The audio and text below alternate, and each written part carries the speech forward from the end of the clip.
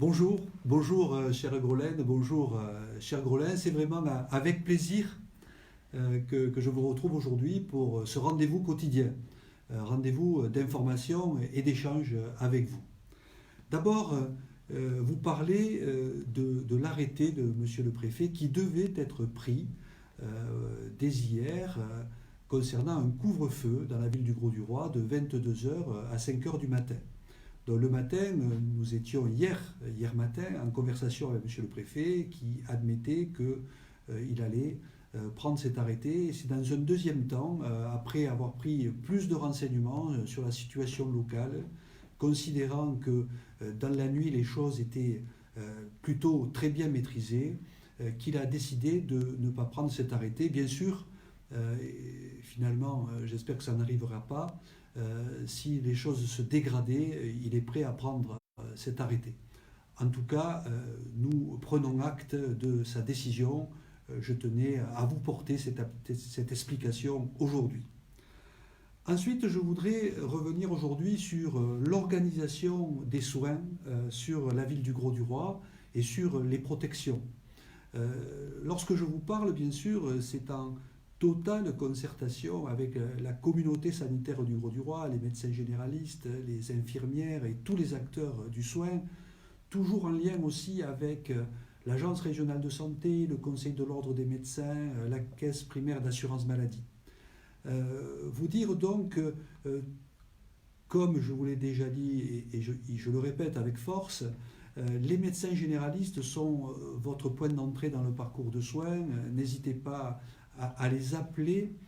L'objectif premier, effectivement, c'est de réduire le flux vers les cabinets médicaux et les contacts. Et tout est parfaitement organisé pour cela.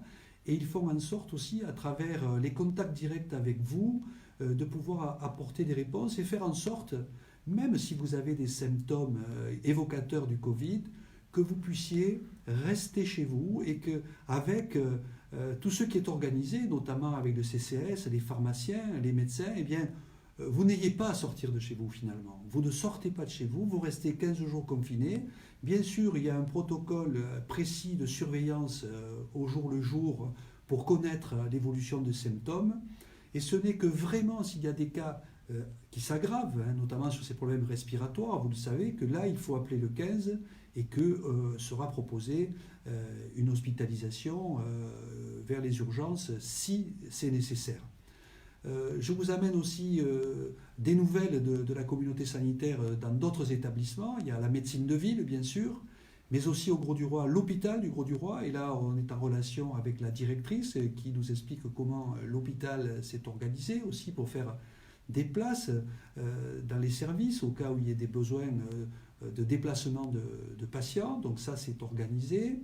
Vous dire aussi que, bien sûr, dans l'établissement médico-social des Aigues-Marines, il y a des procédures d'organisation pour mettre en protection les résidents, mais aussi les intervenants au niveau éducateurs spécialisés, infirmières, toutes les équipes.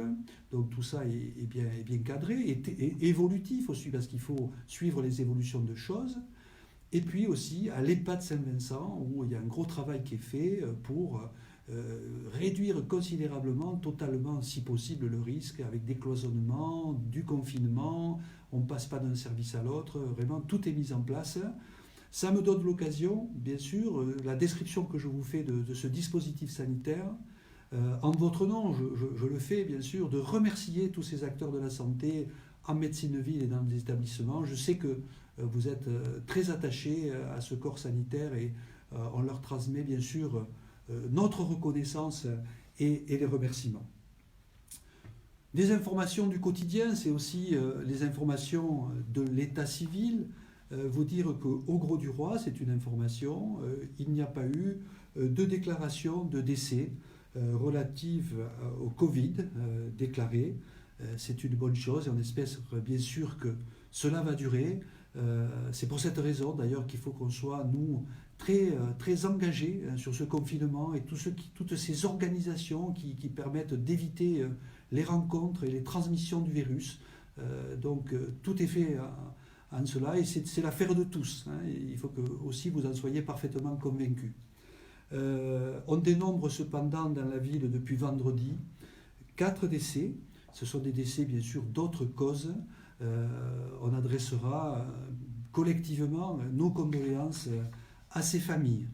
Et puis dans la même période, il y a eu aussi une naissance et on salue toute la bienvenue au Grau-du-Roi pour le petit Mathis et félicitations à ses parents.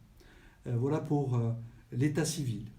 Ensuite, vous informez, et ça marche très bien, c'est la constitution du réseau des commerçants. Alors d'abord, bien sûr, vous le voyez, sur tous les quartiers, les commerçants sont ouverts. Et puis, nombreux sont ceux qui proposent de la livraison à domicile, toujours le même objectif, hein, rester chez soi le plus possible. Donc appelez-les, vos commerçants, ils vous diront un petit peu comment ils s'organisent. Nous, avec le CCAS, on peut venir en soutien pour aussi assurer des livraisons. On a déjà toute une liste de commerçants qu'on a contactés avec les services communaux et qui nous ont dit qu'ils étaient prêts à faire de la livraison à domicile. Il y a plusieurs traiteurs, le traiteur Bernard, le traiteur 2000, Crèche Traiteur. Il y a aussi Magali Primeur, Ribera Primeur, il y a le Gros Gourmand pour la boucherie, il y a aussi la livraison de poissons par Côté Chic, il y a aussi le Spar du centre commercial de Camargue 2000 qui fait de la livraison, Super U, voilà. Et sans doute d'autres, hein, et d'autres qui vont venir vers nous, on annoncera tous ceux qui le font. Encore une fois, développer ces courses comme cela par livraison, le drive, évitons les contacts. Évitons les contacts. Merci en tout cas à tous ceux qui s'engagent sur ces dispositifs. Il y a aussi le portage des repas. Le portage des repas, vous savez, c'est le CCAS, c'est la cuisine centrale avec la CCTC qui produit les repas. Et là, la cuisine centrale a un gros potentiel de production de repas. Nous, on s'est organisé au niveau du CCAS aussi pour être capable de porter plus de repas à domicile, bien sûr, et on élargit, si vous voulez, à l'éligibilité. Bien sûr, ce sont les plus en difficulté, les plus nécessiteux, les plus âgés qui en bénéficient, mais s'il y avait quelqu'un qui soit accidenté, en difficulté de se déplacer, on peut aussi prendre en charge, vous contacter le CCAS pour cela. Des informations aussi très diverses. Sachez que à partir de demain, la société Nicolin, pour le nettoyage de la ville, va donc pulvériser avec ses autolaveuses un produit avec un pourcentage d'eau de javel parfaitement étudié qui permet d'assurer une désinfection au niveau de la ville. Je veux vous parler aussi de la verbalisation par rapport aux règles strictes de confinement. Alors vous le savez, jusqu'alors c'était les gendarmes qui pouvaient verbaliser. Maintenant, il y a un décret qui autorise la police municipale à verbaliser. Alors je les ai mobilisés sur les entrées de ville pour vraiment verbaliser celles et ceux qui viendraient au Grau-du-Roi venant de l'extérieur sans aucune bonne raison.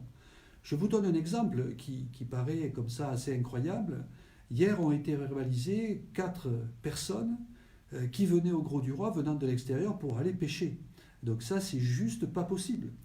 Donc ils sont mobilisés pour éviter ces circulations qui n'ont aucun lieu d'être. J'attendais une réponse sur les déchets verts. Je sais que c'est une demande importante. En tout cas, nous, au sein de la collectivité, on est prêt d'organiser une maraude pour ramasser les déchets verts. Maintenant, je sais que la période est favorable au jardinage. Bon, pour le moment, restez un petit peu stocké dans vos espaces. Et puis, dès qu'il y a le feu vert, je vous donnerai, c'est le cas de le dire, le feu vert pour les déchets verts, je vous donnerai l'information de façon plus précise. Voilà un petit peu ce que j'avais à vous livrer aujourd'hui sur les questions qui m'avaient été posées hier. Alors, rapidement, on me demandait est-ce que j'ai le droit, alors que j'habite à Port-Camargue, de me rendre à la poste pour envoyer un recommandé. Donc là-dessus, évidemment, tout dépend du caractère impératif et absolument indispensable du document que l'on a envoyé. Si vraiment ça peut attendre, eh bien, il faut attendre. Il faut reporter son déplacement. Encore une fois, c'est le confinement qui prime. Ensuite, on me disait, c'est une question qui revient souvent, y a-t-il des cas au Grau-du-Roi de Covid-19? Oui, il y en a, comme partout, mais ce sont des personnes qui sont diagnostiquées par les médecins. On leur demande bien sûr de rester chez eux strictement. Comme je vous l'ai dit, on organise même le fait qu'ils ne se déplacent même plus au cabinet, qui ne se déplacent plus pour aller aux pharmacies, et on établit une surveillance, pas tous les jours, mais il y a des jours comme cela qui sont des jours où il y a une surveillance qui est établie. Et bien sûr, s'il y a la moindre aggravation, même de leur fait, ils peuvent appeler le 15 pour être en contact avec les services d'urgence et d'hospitalisation. D'autres sujets. On me demande si des actions sont conduites en faveur des SDF. Alors oui, d'abord, les actions en service des SDF, elles existent, elles ne sont pas suspendues. Elles continuent. Elles continuent. Et donc, on s'en préoccupe bien sûr avec les différents services. Et d'ailleurs, il y a, vous savez, sur notre ville, il y a un SAMU social. Ce SAMU social est assuré par la Croix-Rouge. C'est la Croix-Rouge qui assure ce travail, bien sûr, en coordination avec le CCAS. Je regarde s'il y a d'autres questions. Voilà, SDF, déchets verts, Je parcours sur le site Facebook les questions qui me seraient... Ah oui, on m'a demandé si on peut être contaminé par les piqûres de moustiques. La réponse est non. On ne peut pas être contaminé par une piqûre de moustique. Voilà. On me demande aussi par rapport aux exercices physiques, toujours et encore. Alors oui, l'exercice physique, c'est important, bien sûr. Mais bien souvent, l'exercice physique, vous pouvez le faire chez vous aussi. D'ailleurs, je vous rappelle que Karine Gaillard, tous les jours, vous propose un quart d'heure d'exercice physique. Vraiment, c'est top. N'hésitez pas, si vous détenez l'informatique, vous vous branchez et vous allez suivre les exercices physiques de Karine. Vraiment, faites-le. Ça donne la pêche et ça maintient le moral. Mais pour l'exercice physique, vous pouvez le faire, vous, bien sûr, à la maison, spontanément. La préconisation, c'est vraiment de sortir dans un petit périmètre autour de chez soi. Ça ne peut pas être au-delà de 1 km. Encore une fois, ce n'est pas une question de partir en balade. Non, on ne part pas en balade. C'est comme pour sortir le chien. On ne part pas balader le chien. On reste vraiment dans un périmètre autour de chez soi. Bon, après, c'est une période que elle va être prolongée, la période de confinement, mais que j'espère assez courte, et très rapidement, on reprendra les bonnes habitudes après, et la plus grande forme. Et comme je vous le disais, il y a sans doute dans ce confinement plein de belles choses à redécouvrir, déjà dans la réflexion qu'on a vis-à-vis de soi, de sa relation aux autres, dans la famille. Et puis, je vous invite encore à cette production à travers tous vos talents, de ce qui est de l'ordre du dessin, de la couture, de la musique. Et je vous donnerai ce rendez-vous pour qu'on fasse, après tout ça, une belle exposition et une vente aux enchères au bénéfice de la recherche. On se souviendra de ça. Voilà, cher Grolin, chère Grolaine, je vous donne rendez-vous à demain. En attendant, bien sûr, confinement, bonne organisation, et puis on garde le moral. On reste fort ensemble. Merci à toutes et à tous.